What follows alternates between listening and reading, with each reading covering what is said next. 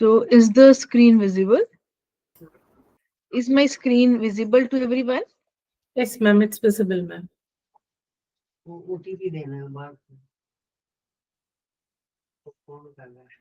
Okay, I'll just give OTP. Just give me a second. Just give me a second. Sure, ma'am. Yeah.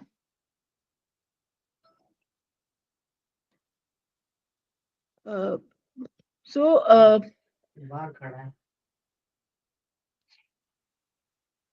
just a moment.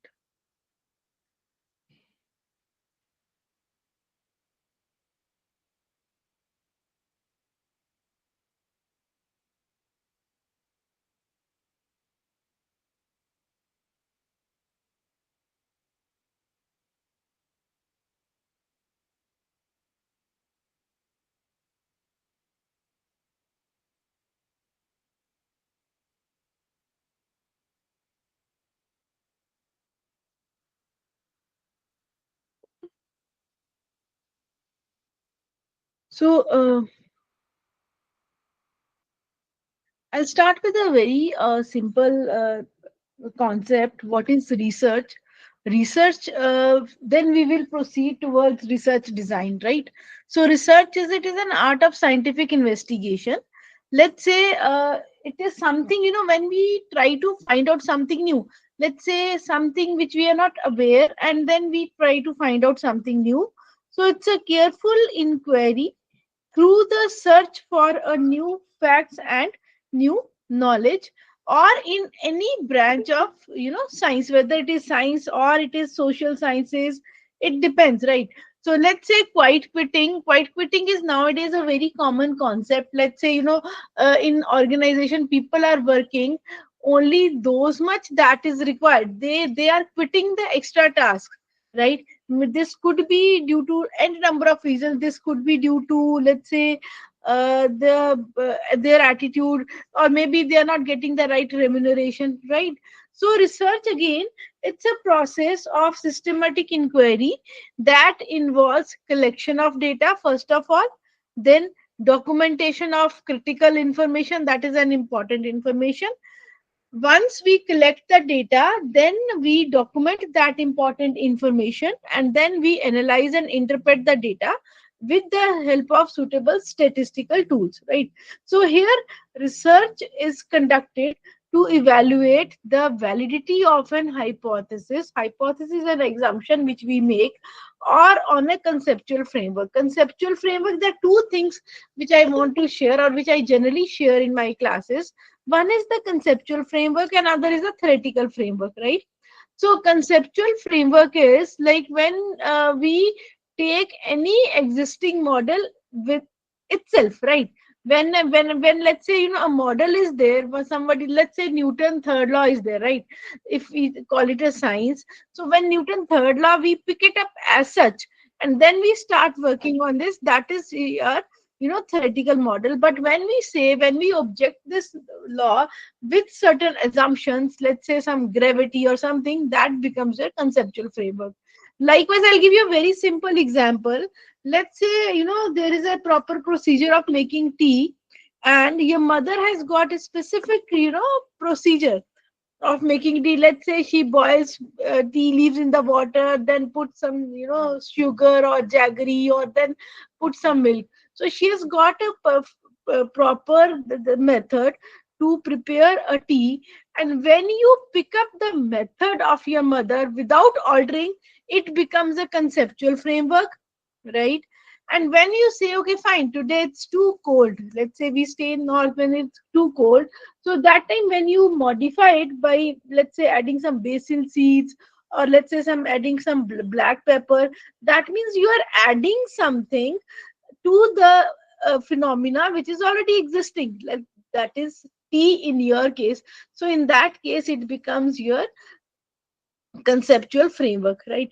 Picking up any existing model is the theoretical framework, and modifying that existing model in context of the your own study, in context of your own study or environment, it becomes your conceptual framework. So entire research process, let's say, you must have gone through the entire research process where you say, okay, start with the problem identification, then design and all that. But here I'll give you a very simple research process. You start with a question.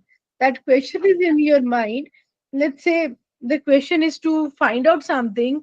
You collect data for this, you synthesize that data, and then that data gives you the right information, and from that information you draw the conclusions and recommendations. That is the entire research process on which we work.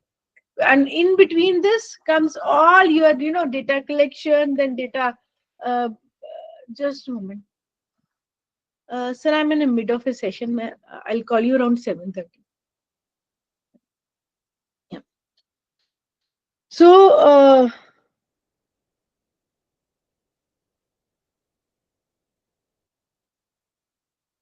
if we see the criteria for a good research, then the criteria for a good research is the purpose of research should be clearly defined, first of all, right? You should know what you are up to. Then research procedure should also be described in a sufficient detail, because which type of research procedure you will follow, that means which type of research design you will follow, right? And then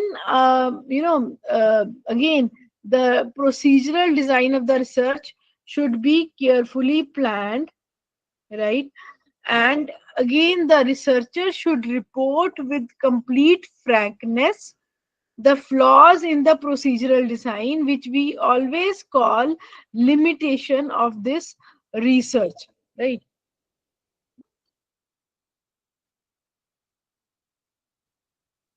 Then the data analysis should be sufficiently adequate, because more important is the reliability and validity of the data, and they should be checked thoroughly.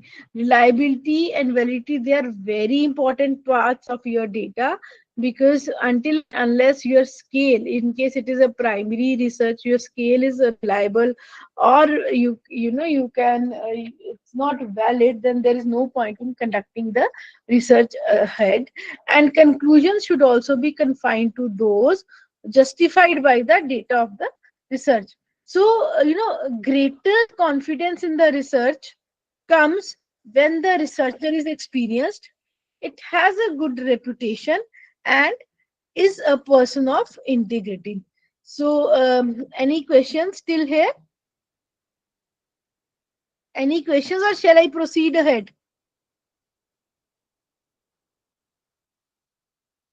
Yeah, any questions? All right. I think there are no questions. I'll proceed. No, no, ma'am, no question. Continue, please.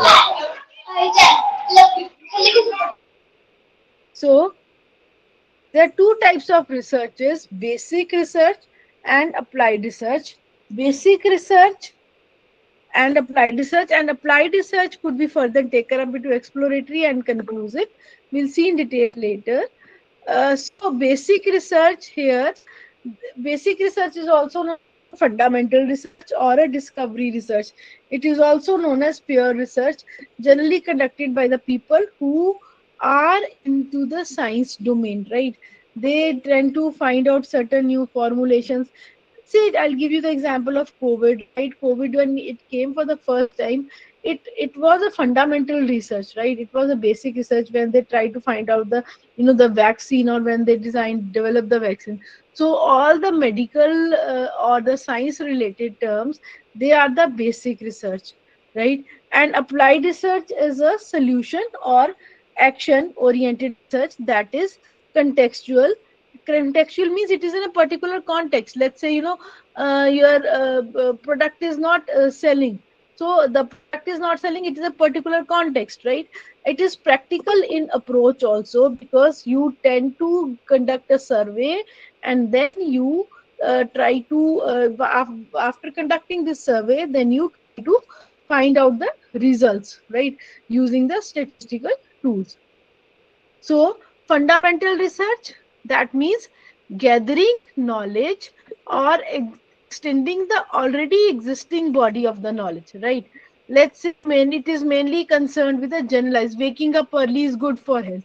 Now, how it is good for health, whether it is good for health or not, it's a pure research, right? Or it leads to a formulation of a theory, that's a health belief model. There could be the research about the some natural phenomena or human behavior. That means, let's say, Maslow's need hierarchy theory. When we study the Maslow's need hierarchy theory, Maslow's need hierarchy theory says that there are total five needs, right? The first is physiological needs. Once your food and hunger is satisfied, then you go for the safety needs. Fine.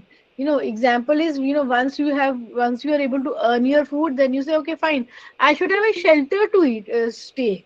I should have a home to stay, right? Shelter. Once the shelter is achieved, then you say, okay, fine, I should have something, social circle, friends with whom I can share, I can, share my thoughts, with whom I can stay, I can socialize. So that comes your social needs. One, your basic needs, or once your safety needs are satisfied. And then you think of becoming what you want to become. That is the esteem needs.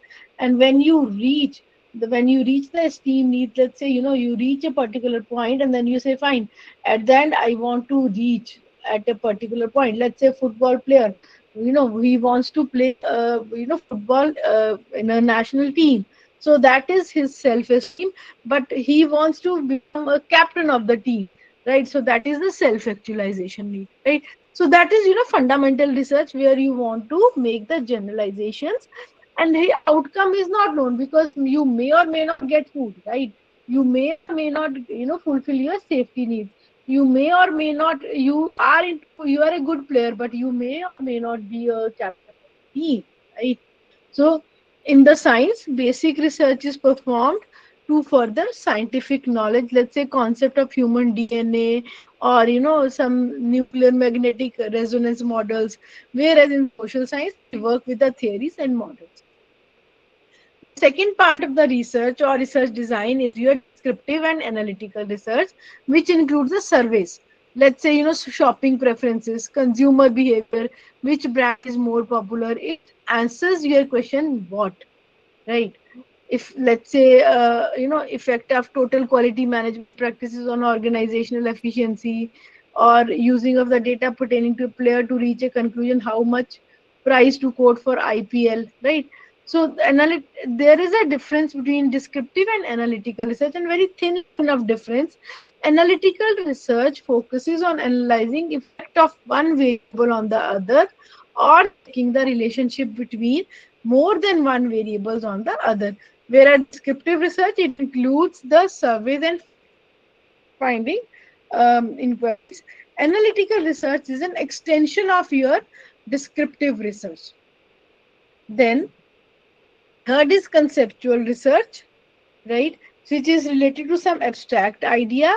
And let's say, here it is to philosophers or thinkers develop a new concept, a new theory. Let's say, a new, whenever something new, quiet quitting is there now. A new thing which is being studied in our social sciences, the workation. Workation is work plus vacation. Let's say IT companies, they are giving now vacations or work from home, that occurred only after the COVID-19.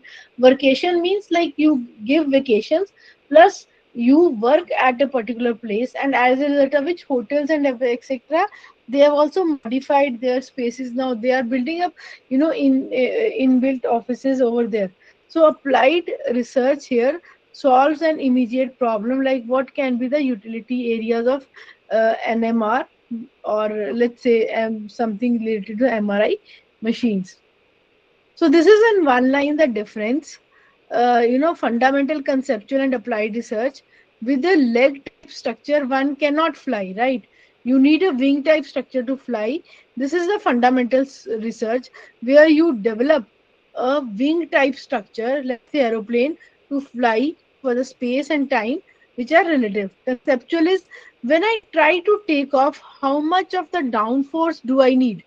How much air need to be displaced with the amount of thrust? And here we use the theory of relativity, and applied is using that information to build an aircraft. Concept of nuclear physics used to develop the nuclear power, or radiocarbon dating, etc. Fundamental is you're just thinking, with a leg type structure you cannot fly, right? You need a wing type structure, so that things comes building into your mind. Then conceptual is when I try to take off, how much downforce do I need? And applied is you use this information to develop an aircraft, right? So this is the basic and applied research which I have already taken. Another important part is the qualitative and quantitative. In qualitative, first is you understand and interpret the social interactions, whereas in quantitative you test the hypothesis, right? So nowadays there is a mixed type research. I'll show you example if I see if my is this open or not.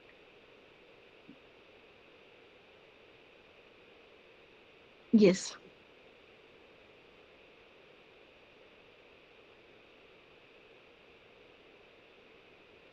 is this visible? Is this paper visible to you? Yes, ma'am. Yes. So here what we did was we conducted the qualitative research. From qualitative research, we try to gather the information and then we try to solve the problem with quantitative. What happened? Problem was what? Most of you must have heard about the femtech apps like Healthify Me is there, right? Healthify is not exactly femtech app. Femtech apps, they are usually the applications which are categorically meant for women, right? They are meant for women, and right, and here uh, most of the women have tried using femtech apps to check their mental status or the physical status, but then they left it, right? So what was the reason? So we conducted a mixed method study here. The first is where um, we conducted a qualitative study, right? So this entire study we was conducted into two phases. First is qualitative, where we two women who had already left use, they were using this femtech apps, but then they had left their use, they have abandoned their use, right? So we applied the critical expanded critical incident technique. Expanded critical incident technique says that some critical incident technique occurred, right? See 2.3, right? That is some, this one, expanded critical incident technique, maybe some critical incident technique that occurred in their life, due to which they had to abandon the use. Let's say, for the same technique, same research you can do with the wearables also, right? Wearables, no doubt we purchase. Elderly also use wearables, but how many times the elderly do actually use the wearables? They hardly use, right? So maybe some incident occurred, maybe something happened to them which led them to abandon the use of femtech apps, right? So we had applied this. First was the planning stage, then collection of the data, interpretation, and then afterwards, when we had all the analysis done, we went for the theoretical underpinnings. We had, the number of responses. We took the interview of 23 women, and then we had the responses, and then we took expectancy violation theory and stress strain outcome frameworks. And these were the see these were the the feedback from the women. I had been logging my sleep issues and energy level constantly. They yet the app didn't seem to factor the data into responses. The constant logging, general feedback, and pressure to make up at left me mentally drained. So as a result of which, people left using this. So this was again a mixed method study where we took. I felt fatigue when the app required constant data logging and center.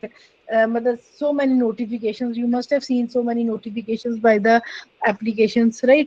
There are at times the application software issues, security privacy issues also, which lead to the distrust.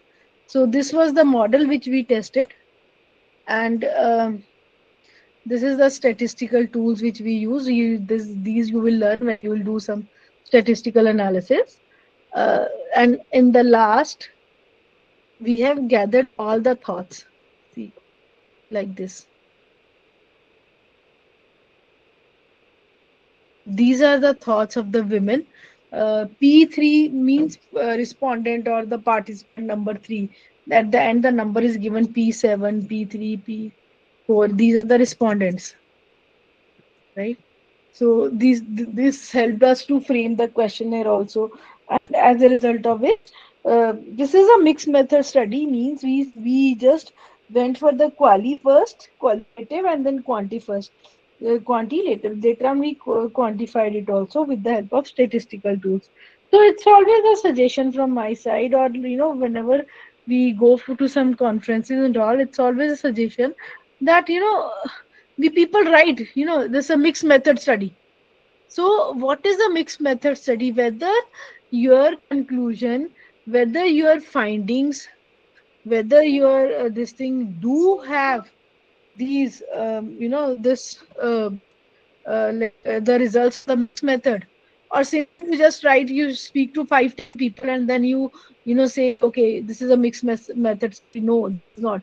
So finally, whenever you have to use the mixed method study, you need to have the generalized opinion. First of all, you need to carry forward the responses of the qualitative research till end. I mean to say, like, you have to analyze those responses, and then you have to, after analysis, you have to report those findings, and finally afterwards, once you have reported, then you have to again put those responses in the conclusions and recommendations.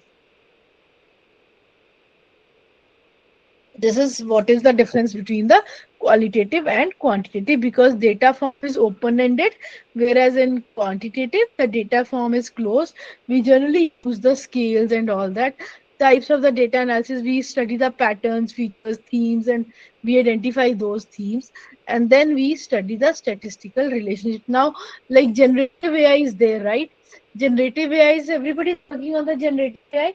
Gen AI is there. So Gen AI, there is no scale for validated scale for Gen AI. Now there are, right. So what about the negative parts? Everybody is talking about the positive parts of Gen AI, but nobody is talking about the negative parts, like whether it, it affects the cognitive development of the people or not. You want to write a letter, you say, okay, fine, otherwise it will take half an hour, but then when it is Gen AI, it will take only 5 to 6 minutes to draft a letter. So time is there, but at the end of at the cost of your cognitive development or brain development. So Gen AI has to be used responsibly. And what are the, because everybody is moving with the wave, right? Gen AI is giving us positive results, Gen AI is giving us good results, Gen AI is time saving, it is cost saving, it is money saving. And you can do a lot of work on Gen AI, it is easy to use. But nobody is talking about at the cost of brain, at the cost of your mental development. It is doing all the works. If I want to write a simple letter, why I'll use my brain when I'll say, give a prompt, please generate a, for the 10 sentences of a letter on acceptance of the abstract. That will give us immediate response. So this is at the cost of cognitive development, which I really want people should work on this. At least those who are in the science, from the science background, they should work on this. What is the impact of Gen AI, right? What is the negative impact? What is the negative impact of hallucinated text, which is it is creating, right? So, this we have already done. Exploratory research is loosely structured, whereas conclusive is well structured. It is flexible. It has a formal and definite methodology. Exploratory research does not involve testing of hypothesis, whereas conclusive researches are carried out to test the hypothesis. So, degree of problem identification. This is just comparison of exploratory, descriptive, and causal research. In exploratory research, we are unaware of the problem, right? We don't know our sales are declining, but we don't know why our sales are declining. What is the reason? Whereas in descriptive research, we are aware of the problem. We know what kind of people will be purchasing our product, what kind, who buys our product and who buys a competitor's product. What features do people or buyers they prefer in a product of XYZ type, right? And in causal means causal may whether you if you will change the packaging of a product, whether the people will purchase that new packaging, whether the people, if you let's say reduce the packaging, you reduce the size of the product, whether people will purchase.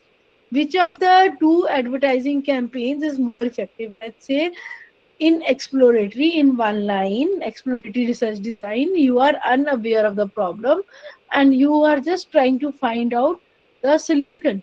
In descriptive, what kind, you are aware of the problem, but in causal research, the problem is clearly defined. Let's say in if we go on the science side, like what are the side effects of the long term herbal supplements in diabetic patients? That is exploratory research. And descriptive says that medication adherence patterns with a chronic with among patients with chronic kidney disease. And research, in causal research we will study the RCT. RCT is randomized controlled trials with experimental yoga sessions and control groups. Because if one of our scholar is doing this RCT with experimental yoga sessions on the infertile women, right? She just went to Fortis, and in collaboration with Fortis, she conducted this yoga training modules for the women who were undergoing the infertility treatment through RCT. And the results then she tried to compare with the control group and the experimental group. So that means the problem is clearly defined here, that the women who are undergoing the infertility treatment in Fortis, whether if we give some intervention of yoga or mindfulness, whether there is a change in their stress level. So the problem is clearly defined. But in the case of exploratory, the problem is not defined. So exploratory research is used when you want to define the problem, when you want to isolate the variables, and then when you want to gain an additional insight into the phenomena, to identify the courses of action and to develop the hypothesis. So methods of exploratory, so first of all, you can have a survey of experts, then you can have the pilot study. Pilot study is small set of study with a small study, so to understand problem exists or not. See, research, you can will be able to do research only when the problem is existing. Simply if you say, okay, I want to do research on XYZ topic, and that too when the problem is not existing, so that will create a that will create a confusion, right? So the for to conduct a research, the problem has to be there, and at times the secondary data which is to be analyzed in the qualitative way, that is also part of your exploratory research. Most of the qualitative research designs, they come under your exploratory research design. So based on the addition of the knowledge or contributing to the existing knowledge, there are three types of research: fundamental, descriptive, and analytical. Based on what the research wants to do, it is conceptual and applied. Based on the nature of the data, it is qualitative and quantitative. And this we have already shared. So important is research cannot be compartmentalized, because these are the different categories of your research, and it's not only ki one category. If the research falls in one category, it will be there in one category only. It could be there in the second category also. Let's say this research could be put into different categories. Let's say if a research is exploratory, that doesn't mean it cannot be descriptive. It may be descriptive if you want to conduct a survey from the from this from the interviews which we have conducted, right? Analytical research can be empirical because, first of all, you are trying to analyze something, and it could be empirical relation between ICTs, uh, that information and communication technology adoption, and individual income of the farmers. Those are unrelated, right? ICT and individual income of the farmers, but yet they could be related. There could be some relation between them, right? Applied can also be conceptual. Let's say, you want to apply a motivational theory to education. Just a moment. Hello. 6364.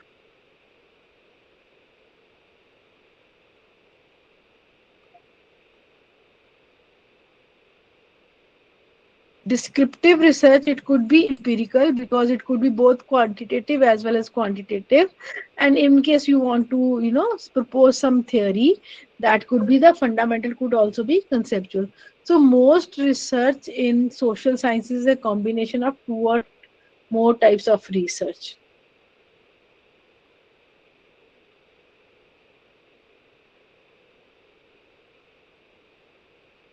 So let's go to research design, which is a blueprint of the arrangement of the conditions for collection and analysis of data. It's an outline of what researcher will do while from writing the hypothesis to the final analysis of the data. And as such, the design is a blueprint of how researcher will go about doing this. It comprises of what the study is about, why the study is being made, where will the study be carried out, what type of data is required, who will provide the data, what period of time will the study include, what will be the sample size, what techniques of data collection. Means, let's say, planning a trip. Suppose you want to plan a trip, and this is all these things which you do while planning a trip, right? So a good research design has to be appropriate, efficient, and economical. Because, see, remember, any research should not take more than 3 years. If it is taking more than 3 years, it's okay, because, but again, there is a time constraint, and at times what happens, what the phenomena which you study, that gets obsolete. I'll give you my own example. I started my research somewhere in the 2012 from Thapar University. So I did that research. I did my PhD in online shopping, and that time even the Amazon had not entered the Indian market. Amazon came to India in 2013, so it was running through the jungly, right? So by the time I was about to complete my research in 2016, there was demonetization, right?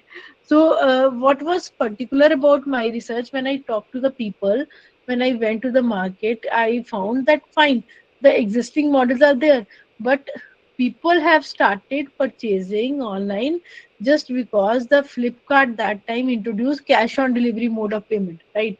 You can just pay, because I'm talking 10 years before, or 10-12 years before.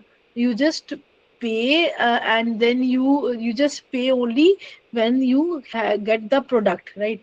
It's not like, if somebody is going to take your information of the credit card and debit card and something like that. So by the time I was about to finish, there was demonetization, and my supervisor said, "So finish your work as soon as early, as fast as early, because now there is demonetization, and there will be again, cash on delivery. Maybe it maybe get obsolete with time." So I, submitted my PhD.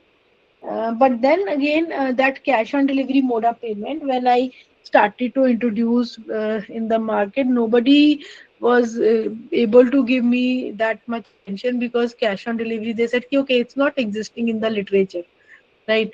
So they said, ki fine. Then I created the literature review by attending the conferences and all that. Then I found, and if somebody has mentioned that cash on delivery mode of payment is, it's there to increase the um, penetration of online shopping in India and other developing nations. So that homework I did, but it was very difficult for me to establish that cash on delivery mode of payment. But once it was established, because in Thapar we have to go for two SSCI publications before the submission of the final thesis, then there was no looking back, right? So, but by the time 2016 came, that cash on delivery, then I had to replace that cash on delivery with the pay on delivery mode of payment, and that too I mentioned in a journal that cash on delivery was introduced by this, and now the Modi government came with demonetization, but still online that online these online retailers, they are still continuing with pay on delivery mode of payment, and right now also the pay on delivery mode of payment is still there in their websites. So as such, it's not like whatever research you do that gets obsolete with the time. No, if that there is a reliability, if you check the reliability and validity of the data, that is already there. So the research design has to be an appropriate, it has to be efficient, it has to be economical also, right? And it has to give maximum information, right? It should specify the sources and the type of information which are relevant to the research problem. It should also specify which approach should be used for gathering and analyzing the data.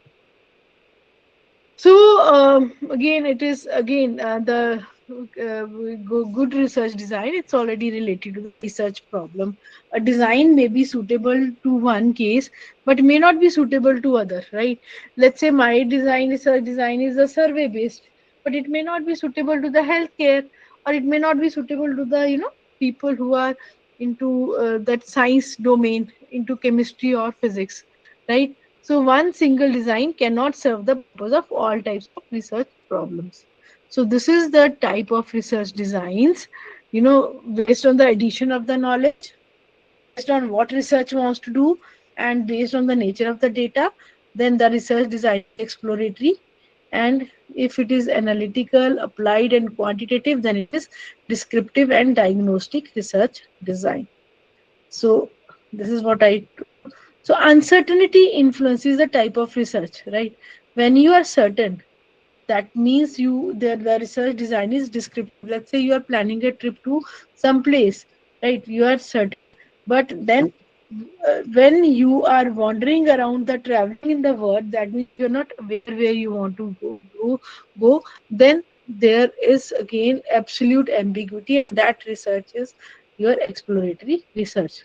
But again, if you don't know where you are going, any road will take you there. So why I'm showing this is because the purpose is your problem should be clearly identified. Please identify your problem clearly, and the problem on which you're working, that should be researchable. So this is the crux of what I have done, and there two types I have taken: exploratory and descriptive. Then again, see, exploratory is sometimes followed by qualitative. Descriptive has both, right? Then qualitative may it's focus group discussion, where you discuss with small groups, in-depth interviews. Then there are projective techniques where you associate yourself. Then you go for the completion of those techniques, right? And in surveys mostly due to telephone, personal, mail, electronic, and observation. Although I find this observation method quite unethical, but yes, again, it is your personal, mechanical, or content, or even you can, trace way also. So, exploratory research design is suitable for basic research studies that intend to provide baseline fundamentals, concepts, and phenomena that are vague and there is no information, right? So exploratory research design, it is generally done in the sciences and lab experiments which cover the various chemicals, salts, and sometime something new. There is no time constraint in this. Let's say you want to give certain hormone treatment to a fish, and then you want to see what how the fish is responding to it. So there is no time limit given for this. It an unknown territory, and thus it may require a lot of time and personal involvement. The main purpose of this design is to formulate a concept or a problem for more precise investigation, right? Here quality of, you come out with a construct, you come out with the formulation of a concept. Let's say, when I again, cash on delivery mode of payment, which was not existing in any of the models, which was conceptualized as a construct in that part was the exploratory research design. This design gives researchers a direction on which to build the research further, how to enhance the quality of life, right?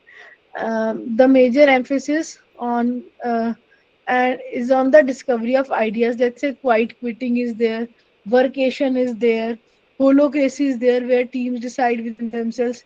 Teal organizations means where doctors, they take part in the decisions and company adapts the patient needs rather than the rigid rules. Reverse mentoring is there, where the young employee teaches the elder one, right?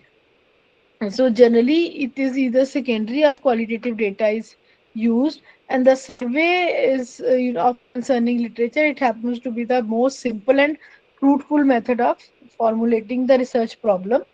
Uh, Exploratory research designs, they are the flexible designs with an indefinite problem statement. As the knowledge of the variable increases, with the patterns emerge, and the researchers can gradually frame the hypothesis. So again, exploratory research design in one line, it is doing something for the first time. Not little is known. You are going into a unknown territory.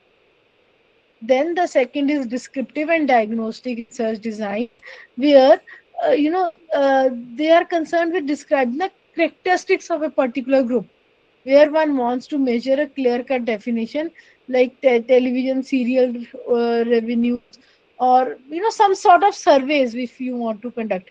Researchers cannot ask anything, right? Here you have to be very fixed. So most of the social science research or the marketing or finance research or management research comes under this category. Then again, you have to be very particular about the researcher bias, personal bias, because, and again, you have to cross check the reliability and validity text. Researcher bias means, let's say you want to do a survey on customer satisfaction with respect to a particular product, and you get it filled from your friends, you get it filled from your family members, and then you say, "Okay, please mark 555 because they want good answers." So that is a researcher bias, right? So in that case, we always suggest the researchers to go for the informed consent. Informed consent means take their consent, right? First of all, they can, leave anytime in between. Second is they can, you can assure them if find the data which will provide, that will be used only for the academic purpose, that will not be used for any other purpose. So in this way you can, reduce the researcher bias.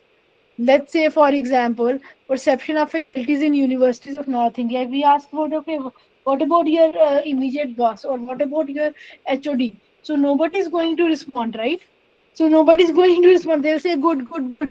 So even if they have problems, multiple problems, they will all say, no, our university is good, right?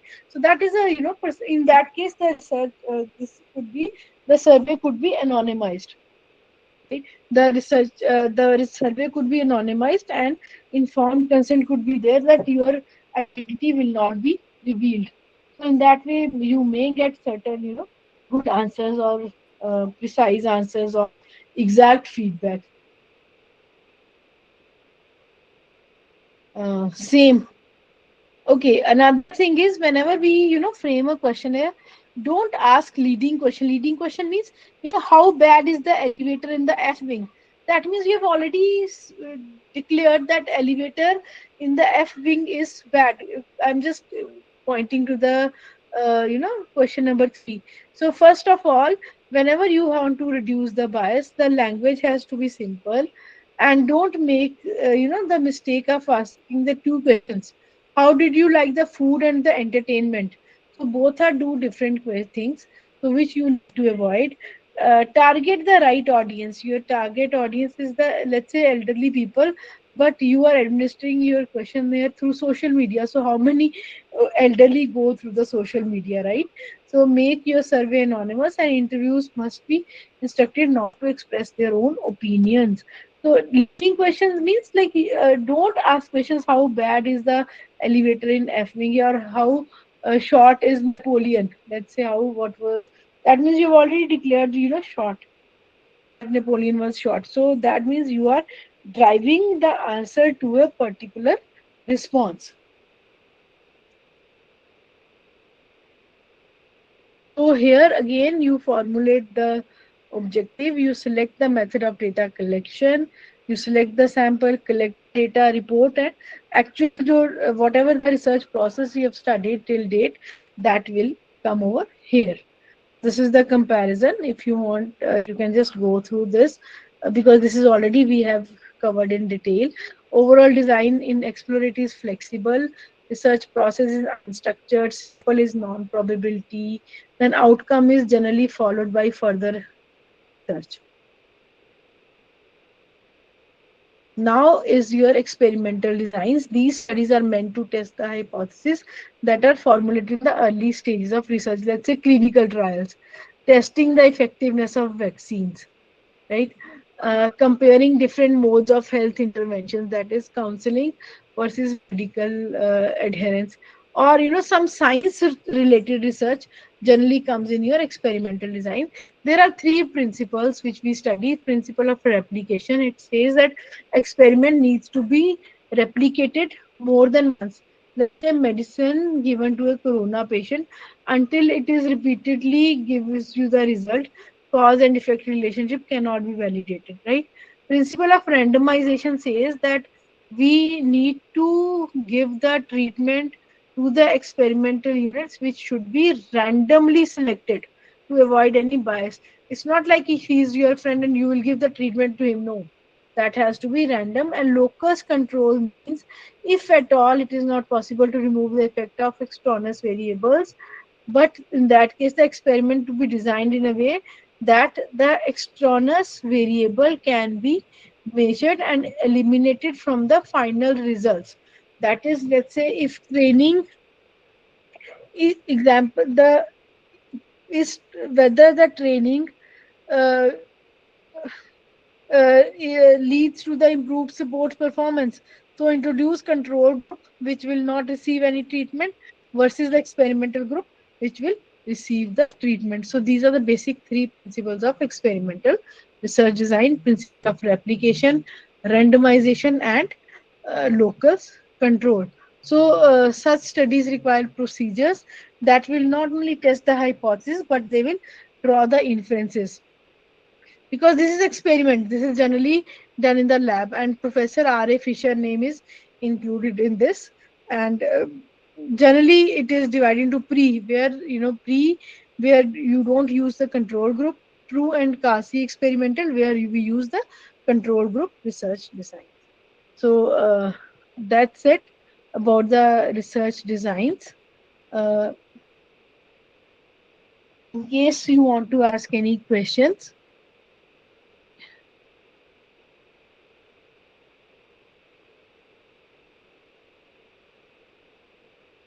Yes, any questions?